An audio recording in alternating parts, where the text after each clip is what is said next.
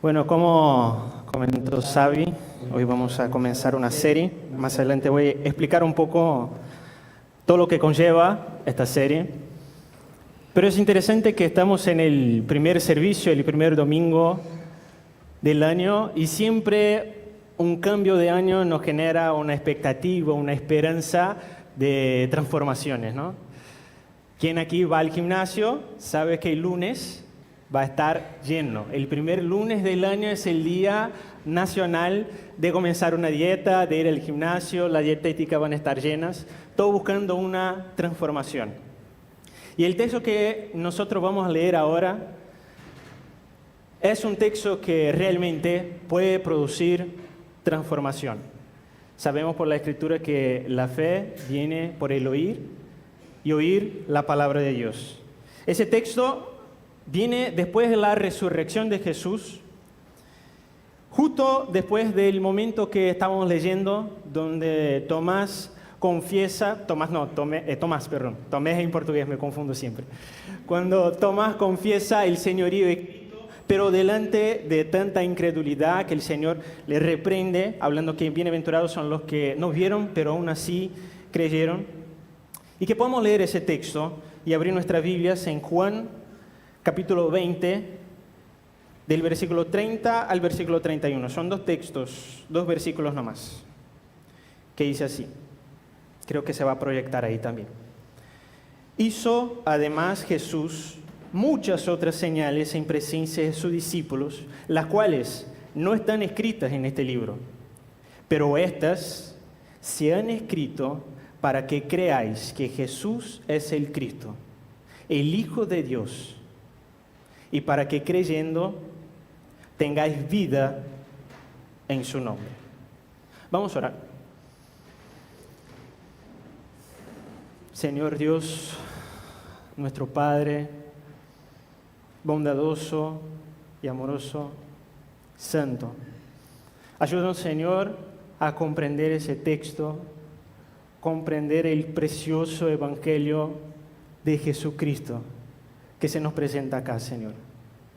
Que este texto, Señor, por medio de tu Espíritu pueda transformarnos, Señor, más que cualquier cambio de año, cualquier fecha especial, que sea ese texto, Señor, que tú puedas usar hoy al corazón de aquellos que no creen y también puedas utilizar para fortalecer a aquellos que creen y que necesitan de esta fortaleza, Señor.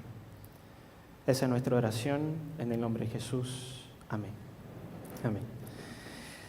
Yo tengo la costumbre de mirar los noticieros, los sitios de noticias en internet, y pido que ustedes busquen esa noticia después porque parece mentira, pero es verdad. Pasa que sucedió una cosa en Rumania. Una mujer rumana en el siglo pasado se quedó conocida después de su muerte. Y la razón es que ella estaba en un pueblo, era una ciudad chiquita de Rumania, y ella caminando por ahí en el arroyo del río encontró una piedra, hermosa piedra. Le pareció hermosa la piedra, la cargó para su casa y utilizaba esa piedra como un tope, creo que es tope de puerta, como un tope de puerta, y dejaba esa piedra ahí. El tope es esa cosa que, no sé, para quien no conoce, es lo que utilizamos en la puerta, para que la puerta no cierre. En nuestra casa utilizamos una maceta con un cactus. Esa mujer utilizaba una piedra, ¿no? Décadas utilizando esta piedra. Entraron ladrones en la casa, llevaron todo, dejaron la piedra, se murió. Pasa que el heredero, no era su hijo, era un pariente, empezó a mirar la piedra y vio que había tinto ahí y empezó a investigar. Y se dio cuenta que se trataba de una piedra semipreciosa de ámbar. 3,5 kilos de esta piedra. Y entonces el pariente habló con el gobierno de Rumania, que inmediatamente compró la piedra por 1 millón de euros y la declaró como tesoro nacional. Una piedra semipreciosa de 1 millón de euros utilizada como tope de puerta por décadas. Parece mentira, por eso digo que ustedes pueden buscar después para ver la realidad de todo eso. Pero yo estoy seguro que hoy en día muchas cosas que son preciosas siguen siendo utilizadas como tope de puerta. Puede ser que en nuestra casa, si tú tienes alguna piedra, como tope de puerta, mejor empezar a investigar. Quizás sea algo semiprecioso que está ahí. No, hay muchas cosas. Nosotros tratamos como cualquier cosa, pero son cosas importantes. A veces tratamos nuestro matrimonio como algo, y es algo precioso. No estaba hablando con Martín, a veces podemos tener el mejor equipo de sonido del universo, pero a veces lo tratamos como un tope de puerta cuando no tenemos las herramientas necesarias para guiar todas estas cosas. Y hoy nosotros vamos a hablar sobre algo relacionado, sobre cómo como cristianos somos llevados a caer en el mismo error de tratar nuestra fe, nuestras escrituras, tratar Cristo y la obra de Cristo de la misma manera. Vamos a comenzar una serie que comentó Xavi en las señales que están en Juan. Son 8 prédicas. Vamos a hablar sobre las 7 señales y esa es una prédica inicial, como que da el propósito de todas las otras. Es como si fuera un gran spoiler hoy, sobre todo lo que va a suceder en las otras prédicas. Hoy nosotros vamos a ver, y es el resumen de la prédica, si quieres apuntar. Vamos a ver cómo el Evangelio de Cristo no es algo semiprecioso, sino que es algo muy precioso. Y este Evangelio es suficiente tanto para llevar a las personas que no creen a la fe, al arrepentimiento, como también es precioso para fortalecer y seguir fortaleciendo al creyente por toda su vida. Ese es el precioso Evangelio de Cristo. Y vamos a ver ese precioso Evangelio dentro de ese texto, 2 versículos de Juan, con algunos tesoros que Juan tiene escondido y que a veces pasamos sin darnos cuenta de lo que está sucediendo. Entonces vamos a arrancar con nuestro punto 1, que yo puse el nombre como el tesoro de las señales. Y está en el versículo 30. Vamos a leer el versículo completo otra vez. Como el texto es cortito, podemos siempre estar volviendo a leer.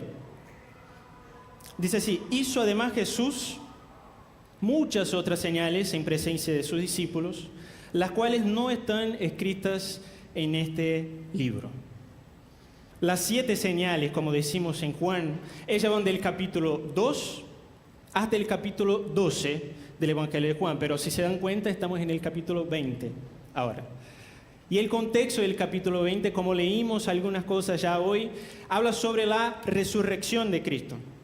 Habla sobre Jesús haciendo su aparición a los discípulos, habla sobre la incredulidad de Tomás y su necesidad de ver a Cristo para poder creer. Y quizá el lector del Evangelio, para quien Juan estaba escribiendo, llega en este momento, la última, el gran evento que fue la resurrección, y dice: bueno, listo, aquí tengo a Jesús, la vida de Jesús, está todo aquí, punto a punto, perfecto. Juan se anticipa con el versículo 30 y dice que hubieron mucho más cosas que hizo Jesús. Pero él quiso escribir estas. Y algo muy parecido Juan también dice en el capítulo 21, en el versículo 25, que de hecho es el último versículo del capítulo, donde él dice: hay también otras muchas cosas que hizo Jesús, las cuales si se escribieran una por una, pienso que ni aún en el mundo cabrían los libros que se habrían de escribir. Siempre me fascinó eso. Y de hecho, si vamos a ver la cantidad de libros cristianos, aunque podrían ser más, aún así no logran hablar sobre todas las cosas que desarrollamos en la teología según las cosas que fueron escritas. Ahora imagínate si fueran todas las cosas escritas. Ahora, quizás algunos pueden estar preguntando: ¿a qué se refiere Juan con señales? La respuesta quizás más cortita es que Juan está hablando de los milagros que hizo Jesús. Por ejemplo, para nombrar algunos, si vamos a la conversión de agua en vino, llamamos del milagro de la conversión de agua en vino. No llamamos la señal en general. Cuando vamos a hablar sobre Jesús caminando sobre el agua, el milagro de Jesús caminando sobre el agua. El milagro de Jesús resucitando a Lázaro. Pocas veces, no sé si alguna vez en una charla común, he escuchado a alguien hablando la señal de todo eso. Ahora, ¿por qué entonces Juan habla señal y no milagro? ¿Por qué entonces no empezamos a hablar milagro? Y aquí es el primer tesoro que está escondido y que a veces utilizamos como un tope de puerta dentro de este evangelio. Porque hay una diferencia grande entre milagro y señal. ¿Cuál es la diferencia entre milagro y señal? Primeramente porque un milagro es como un hecho, algo que ha sucedido, una acción sobrenatural, pero que termina en sí misma. Por ejemplo, un cojo empieza a caminar.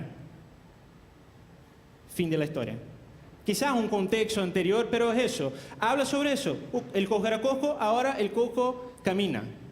Pero una señal habla sobre algo más allá de un milagro.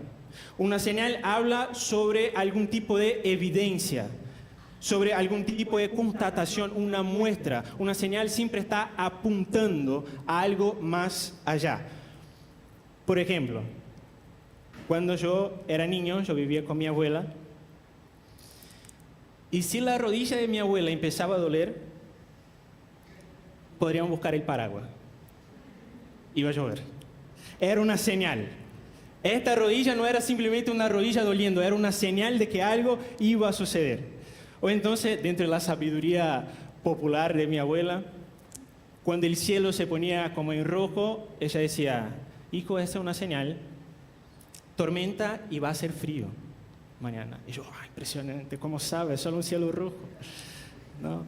Y dentro también de lo que conocemos a veces cuando, no sé cómo es acá, en Brasil decimos que cuando nuestra oreja se pone roja es porque alguien está hablando mal de nosotros, ¿no? Bueno, no sé, ustedes pueden decir si la mía está roja o no ahora.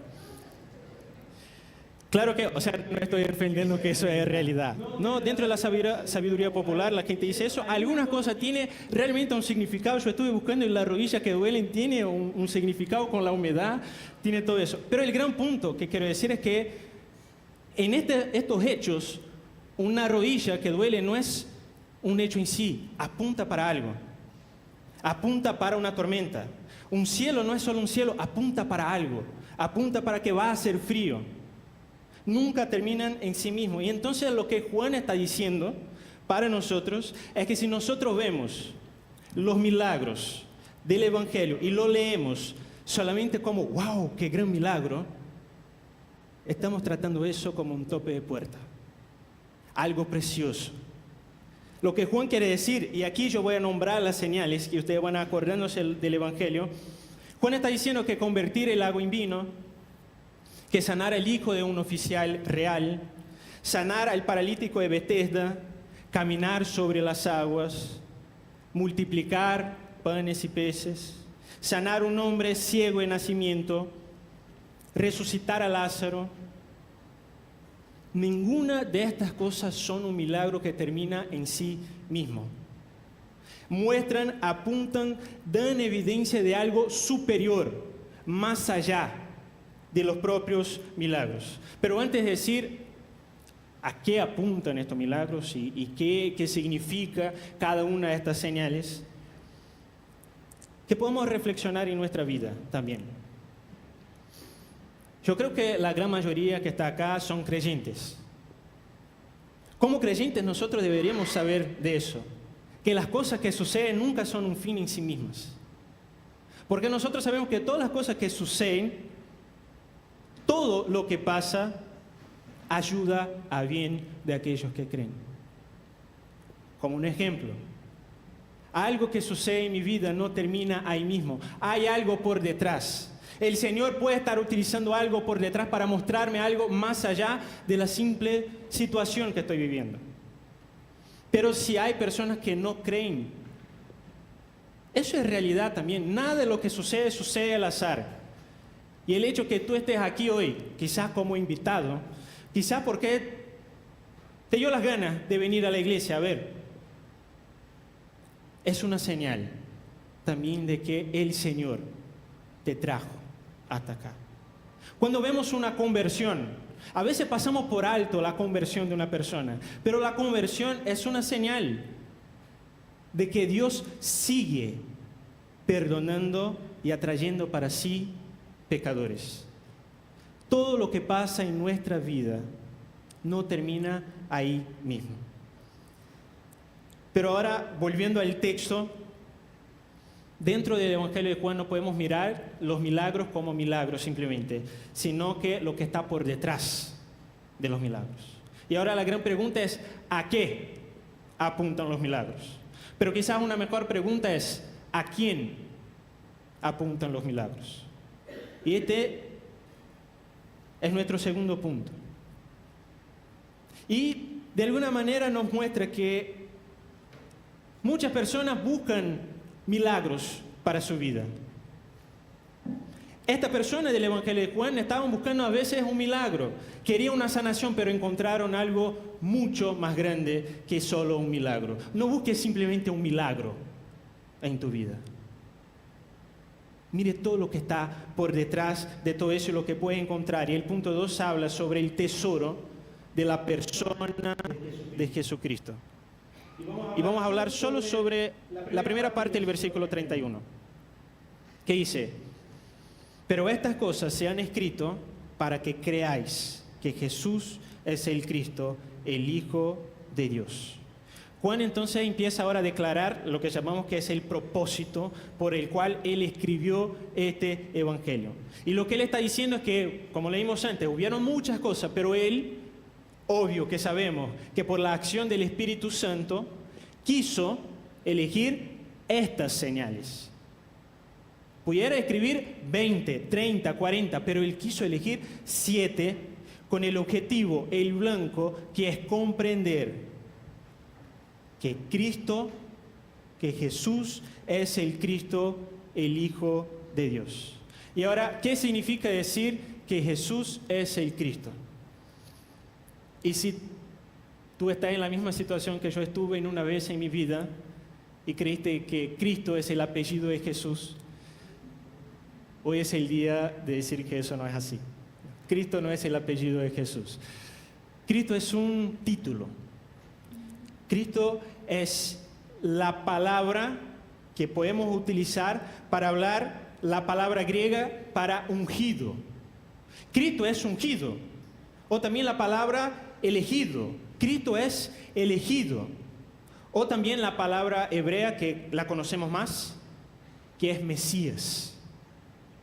Juan está diciendo que estas señales se escribieron para que podamos creer que Jesús es el Mesías. Y todo eso, elegido, Mesías, un Cristo, un Salvador, todas estas cosas son cosas que son declaradas en el Antiguo Testamento. Y aquí encontramos otro tesoro como tope de puerta, y quizás uno de los más grandes que hay dentro de nuestra vida cristiana, el Antiguo Testamento. Qué difícil leer el Antiguo Testamento, ¿no? A veces los profetas menores están ahí esperando una visitación nuestra hace como tiempos. ¿Cuál fue la última vez que leímos Abdías? Eso es un libro de la Biblia. ¿Alguno?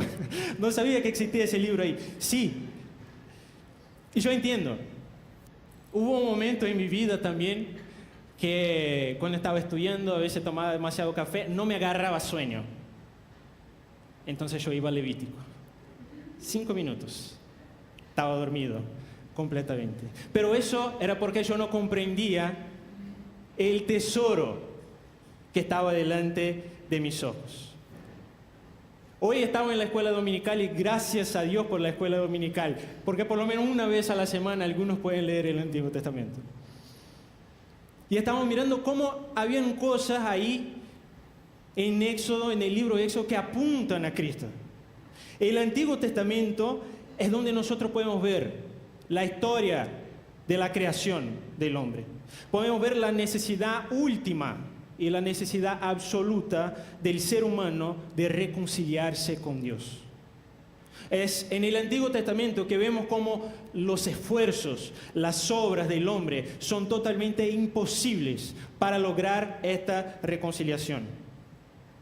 Y ahí vemos la necesidad desesperada por un Salvador. En el Antiguo Testamento vemos nuestra necesidad de un enviado de Dios.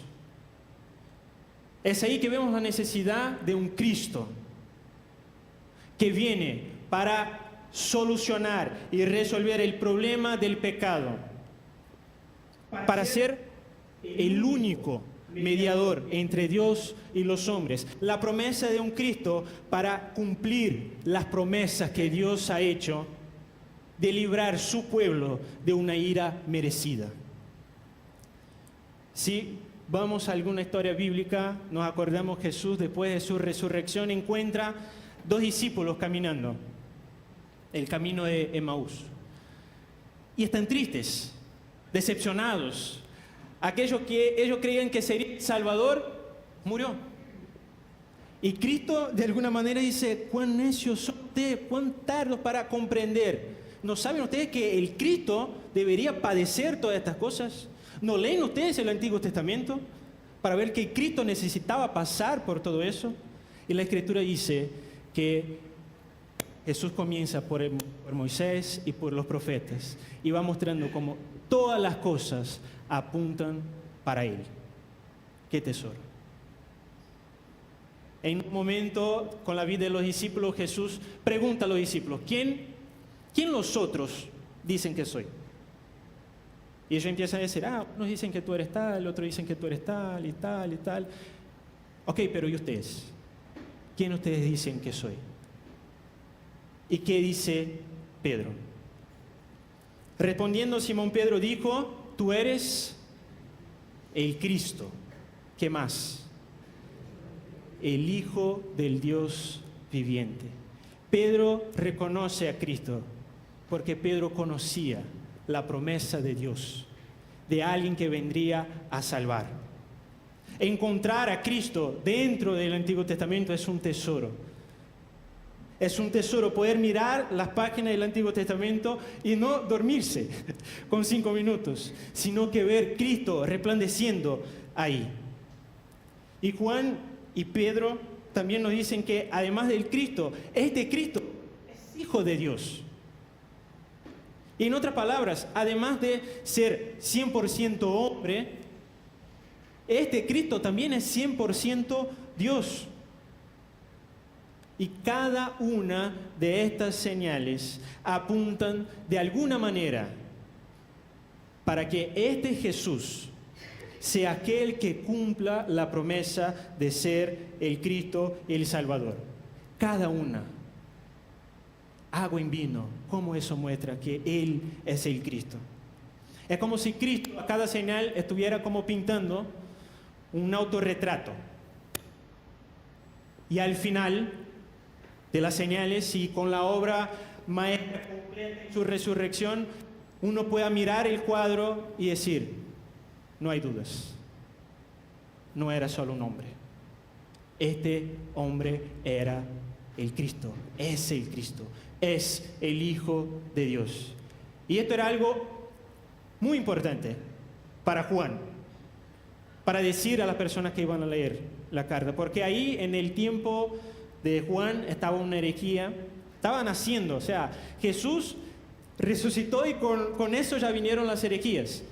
La herejía gnóstica, que entre muchas cosas negaba la encarnación de Dios como hombre, negaba la divinidad, negaba la humanidad de Cristo.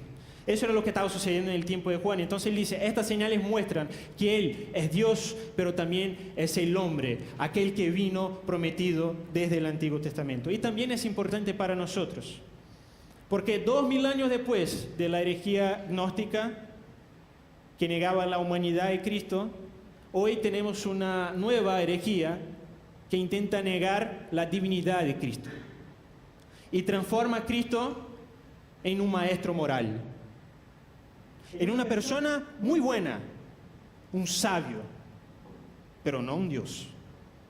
Alguien que puede enseñarme cómo vivir mejor mi vida, pero no alguien a quien yo tengo que adorar.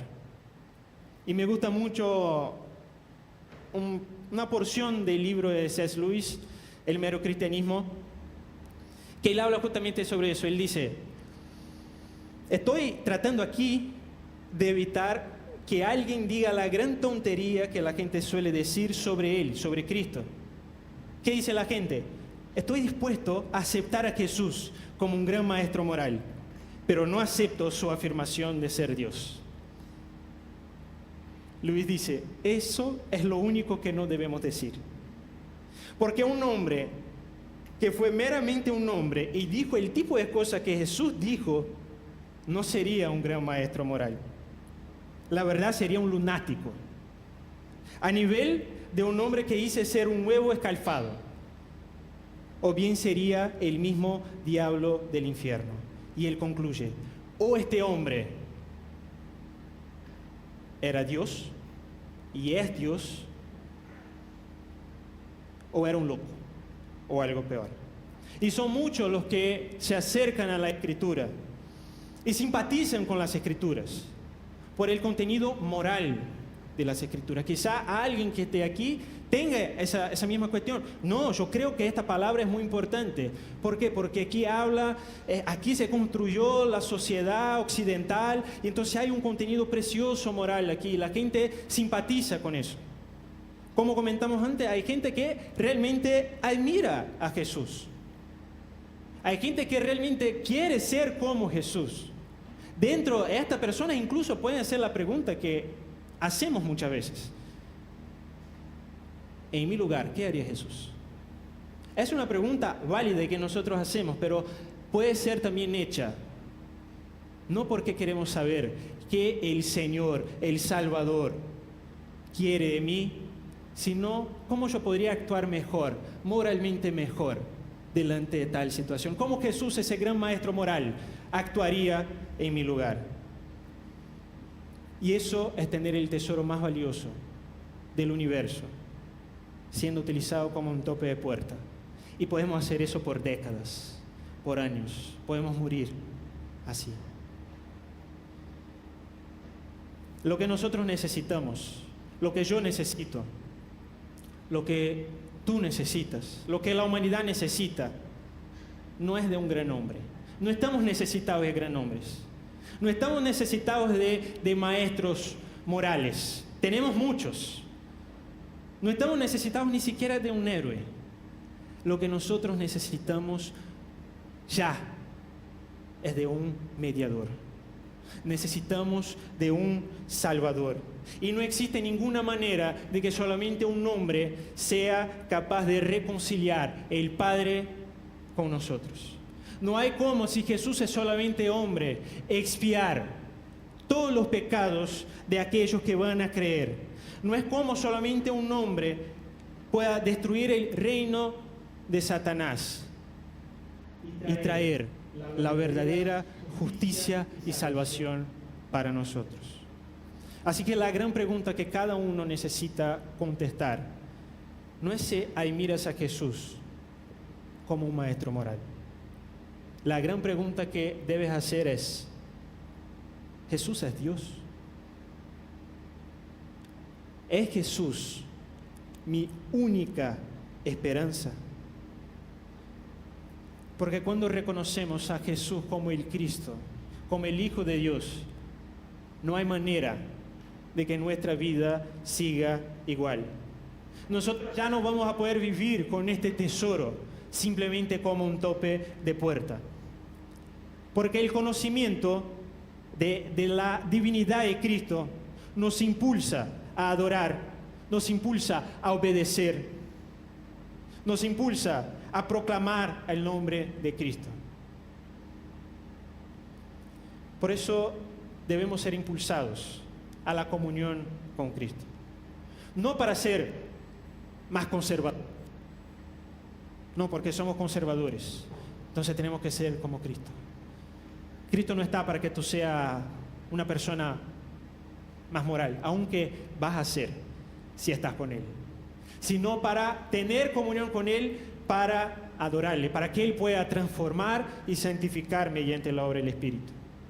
Y eso nos impulsa también a encontrar a Cristo en la Escritura, como hablamos del Antiguo Testamento. Buscar a Cristo en los Salmos, en los profetas, en el Pentateuco, en los libros históricos, en los libros de sabiduría. Él está ahí. Que podamos hacer eso, que podamos proclamar este nombre, porque si Él es el Salvador, las personas necesitan escuchar. Y ese sería un lindo desafío para nuestra semana, meditar en la divinidad de Cristo, en cómo Cristo es la única esperanza, y por medio de eso tener comunión, leer las Escrituras y compartir eso. Para eso fueron escritas estas señales, para llevar a reconocer que no hay esperanza en otro lugar, sino en Él. Y así vamos a nuestro último punto, que es el tesoro de la obra de Cristo. Lo que queda del versículo que dice: y para que creyendo tengáis vida en su nombre. Así que las señales fueron escritas no con la intención de solo convencernos de que el Creador ahora es una criatura, sino para que sepamos que cuando creemos en este Creador, cuando creemos en la obra de este Señor, de este Cristo, podamos recibir vida. Y esa es la definición de ser cristiano. Cristiano es aquel que cree en Cristo, que cree en la obra de Cristo y recibe de Cristo vida. Y aquí también se encuentra otro tesoro: la vida en Cristo. ¿Qué significa tener vida en el nombre de Cristo? ¿Qué significa salvación? ¿Será que Juan está hablando sobre perdón de pecados? Seguramente Juan está hablando que dentro de esta vida hay perdón de pecados, pero es más que perdón de pecados. ¿Será que Juan entonces está hablando sobre una conversión? Yo hacía cosas malas y ahora empiezo a hacer cosas buenas. También, quien recibe vida empieza a transformarse, pero es más que simplemente eso. ¿Será que entonces está hablando sobre ahora una vida eterna que voy a tener? Sí, también, pero es más que una vida eterna. Juan está hablando sobre algo que el propio Jesús habla dentro del Evangelio de Juan. Hay un determinado momento en el capítulo 7 que están en una celebración, en una fiesta. Jesús se levanta y declara: si alguno tiene sed, venga a mí y beba. El que cree en mí, como dice la Escritura, de su interior correrán ríos de agua viva. No es algo monótono. Es río de agua viva, corriendo del interior de la persona. Es una transformación, pero que el propio Señor dice también en el Evangelio de Juan, que en realidad es un nuevo nacimiento. Juan aquí está hablando sobre una doctrina preciosa, muchas veces ignorada en la práctica. A veces la conocemos en teoría, pero ignorada en la práctica de la vida, que es la doctrina de la unión con Cristo. Vida en su nombre es Juan declarando la esencia del Evangelio, que es que cuando creemos que Jesús es el Cristo, el Hijo de Dios encarnado, es el Cordero de Dios que quita el pecado del mundo, es aquel que vivió una vida perfecta de obediencia, que fue crucificado como una oferta única y suficiente por nosotros, pero que venció la muerte por medio de la resurrección, mostrando que era verdad todo lo que Él decía. En el momento que creemos en eso, la obediencia del Hijo de Dios, la justicia del Santo de Dios es imputada, es puesta en nosotros, de modo que nosotros somos justificados y de modo que nosotros somos perdonados y somos unidos a Cristo y recibimos vida en su nombre. Y es una unión tan poderosa que la Escritura dice que no hay nada que pueda separarnos del amor de Dios que está en Cristo Jesús. No hay nada en la creación que pueda separarnos de esta unión. Y es una unión tan poderosa que nuestras esperanzas que un día tuvimos, nuestro orgullo que un día tuvimos sobre algo, se vuelve como basura, como dice el apóstol Pablo, delante de la plenitud de conocimiento de tal unión. Y eso, dice Juan, eso no viene por ningún mérito de la parte del hombre. Juan dice, crea, y todo eso estará para ti. Y no hay mérito, porque cuando Juan dice que Él da la vida, de alguna manera está hablando que antes de creer estamos muertos. Y muertos no tienen méritos, que no sea para recibir la condenación merecida. Desde el Edén, la historia del hombre puede ser resumida en una búsqueda insistente, interminable, para encontrar en algo que no sea Dios la satisfacción para nuestro corazón, la satisfacción para los anhelos más profundos que tenemos en nosotros. Algo que dé sentido a nuestra existencia. Ser un buen estudiante, ser el mejor estudiante, aprobar en todas las cosas. Algo que pueda dar sentido a mi existencia es, yo tengo que proveer todo para mi familia. Tengo que dar lo mejor para mi familia. Y vean que estas cosas en sí no son malas. Debemos proveer para nuestra familia como hombres. Debemos buscar glorificar a Dios por medio de nuestros estudios. El gran problema es cuando ponemos en estas cosas el propósito y lo que justifica mi existencia. Solo soy una persona que puede considerar que tiene la existencia justificada. ¿Valió la pena vivir si yo hago eso? A veces no queremos ser mejores que todas las personas. A veces justificamos nuestra vida simplemente en ser mejor que una persona. Solo no puedo ser el peor de todos. Y a veces justificamos nuestra vida ahí. Y lo que Juan está diciendo es que solamente en Cristo podemos encontrar vida, paz y justificación. Hay un ejemplo bíblico que está en Juan también. Jesús, después de multiplicar los panes, que es una señal que vamos a ver, después de caminar sobre las aguas, otra señal, Jesús dice unas cosas muy duras a las personas que caminaban con Él. Él dice algo: yo soy el pan vivo que descendió del cielo. Si alguno comiere de este pan, vivirá para siempre. Y Jesús habla sobre comer del pan, sobre tomar de su sangre. La gente queda como, ¿qué está hablando? Muy duro eso. No queremos escuchar ese tipo de cosas, y se fueron. Jesús entonces se mira a sus discípulos, a los 12, y como que no tan preocupado, pregunta, ¿también ustedes quieren marcharse? Pero Pedro otra vez contesta: Señor, ¿a quién iremos? Tú tienes palabra de vida eterna. Y nosotros hemos creído y sabemos que tú eres el Santo de Dios. Pedro comprendió esa vida.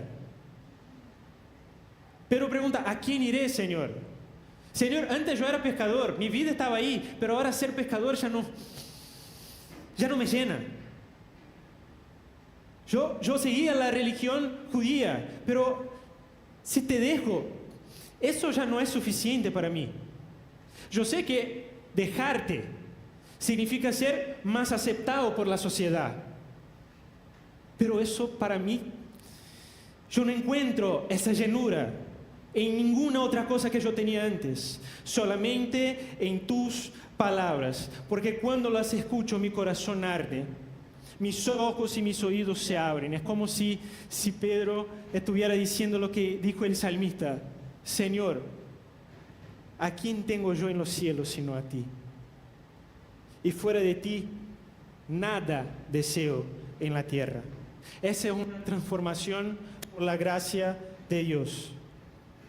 Creer en Cristo es estar unido a Él, encontrar satisfacción en Él. De manera que no podemos, si ya no nos llena buscar nuestra identidad en cualquier otro lugar. Nuestra vida, nuestro corazón mismo después de creyentes, es una fábrica de ídolos, decía Juan Calvino. Siempre estamos buscando cosas para reemplazar el lugar de Dios. Y a veces queremos destruir los ídolos odiando al ídolo. No, que yo tengo que odiar la pornografía, que yo tengo que odiar la mentira. Sí, pero eso no va a destruir el ídolo. Un ídolo no desaparece cuando lo odiamos, sino cuando deja de ocupar el lugar que no le corresponde en nuestras vidas. El poder de Cristo y la obra del Espíritu es lo que pueden deshacer el dominio de un ídolo en nuestro corazón. Si tu ídolo, por ejemplo, es la aprobación de los demás, a punto de que tú buscas la validación de las personas en tu trabajo, en las redes sociales, te metes en relaciones tóxicas porque necesitas la aprobación, la validación de otras personas, compromete tus principios cristianos porque no quiere confrontar a alguien. La doctrina de la unión con Cristo nos hace meditar que si estamos unidos a Él, ya tenemos la aprobación perfecta y suficiente del Padre y no necesitamos la validación de nadie más. Si nuestro ídolo es el control y intentamos planificar cada detalle, nos frustramos cuando las cosas no suceden como nosotros queremos. Meditar en la unión con Cristo es saber que todas las cosas ayudan para el bien. Mismo cuando mis planes se frustran, los planes de Dios son mejores. Y entonces abandonar este ídolo. Si el ídolo es el éxito en nuestros logros, tu carrera, tus estudios, estás dispuesto a dejar de tener comunión con la iglesia, si es para poder estar estudiando más, para poder tener el éxito que necesitas. Si te frustra cuando no alcanza el estándar que la sociedad te pone y que tú mismo te pones para estar, meditar en la unión con Cristo es saber que unido a Cristo, nuestra verdadera identidad está en ser hijo de Dios y no un profesional. Mi verdadera identidad no está en lo que yo puedo lograr, sino en lo que Cristo logró por mí. Ese es el precioso evangelio de Cristo. Creer en Cristo no significa venir a la iglesia, tener amigos en la iglesia y vivir una vida moral. De hecho, si cambiamos iglesia por cualquier otro nombre, vamos a tener cualquier tipo de sociedad o grupo conservador que tú puedas querer. Pero no es eso, hay un tesoro precioso. Y usar eso para decir que eso es creer en Jesús es tener un tope de puerta ahí. Jesús no solamente quiere darnos vida eterna, sino que quiere que podamos experimentar vida plena en Él hoy. El pan de vida está para ser devorado. Beber del agua que ofrece Cristo. Por eso, si estamos aquí en una situación que no conocemos al Señor, tú no necesitas cambiar nada ahora para venir hasta Él. Necesita el pan de vida. Necesita del agua de vida. Ven cómo estás. Y ve al Espíritu Santo transformar el corazón. Y entonces va a poder comprender la verdadera satisfacción que es vivir en unión con Él. Y nosotros concluimos con las palabras de Juan, que estas señales se han escrito para que crean que Jesús es el Cristo, el Hijo de Dios, y para tener vida en su nombre. El próximo domingo vamos a estar hablando sobre la conversión de agua en vino. Y tenemos que contestar esta pregunta: ¿cómo esta señal me muestra que Jesús es el Cristo? Y cómo por medio de Él, por medio de esta señal, me muestra que solamente en Él puedo encontrar lo que es suficiente para mi vida. Esa es la tarea principal del predicador que va a estar con Israel. Pero que no sea solo la tarea del predicador. Que en la semana tú puedas leer Juan 2, del 1 al 11, solo en familia, mientras están comiendo, y pensar cómo esta señal me muestra que Jesús es el Cristo. Que podamos hacer eso como iglesia, y eso sería hermoso, hacer las cosas como iglesia. Y ahora vamos a hacer otra cosa como iglesia, que es participar de la cena del Señor. Y que podamos participar de la cena del Señor, acordando que el pan de la vida fue entregado y que la sangre preciosa fue derramada para que pudiéramos tener comunión y vida verdadera en Él. Y que podamos participar ahora de la cena con ese pensamiento, pero sabiendo que vamos a hacer eso por ahora, hasta que Él venga, porque va a llegar el día donde todos aquellos que creyeron que Él es el Cristo, el Hijo de Dios, y recibieron vida en su nombre, van a estar en el banquete celestial de las bodas del Cordero. Que Dios nos ayude. Ese es el precioso Evangelio de Cristo, suficiente para traer el pecador a la fe, pero también para fortalecer nuestra vida. Oremos. Ayúdanos, Señor, a comprender tu palabra cada vez más y deleitarnos en ella, Señor. Que por medio de ti, Señor, podamos encontrar las fuerzas y todo lo que necesitamos para vivir, Señor. Que meditando en nuestra unión contigo, Señor Jesús, podamos ponerte en primer lugar por medio de la obra de tu Espíritu, y que los ídolos, Señor, sean destruidos de tal manera que vengamos a odiar el pecado, Señor. Pero no simplemente odiar el pecado, sino que amarte más a ti. Ayúdanos con eso, Señor, que estas señales puedan cambiar nuestra perspectiva y encontrar tesoros y no dejarlos más como un tope de puerta en nuestra vida. Esa es nuestra oración, en nombre de Jesús. Amén.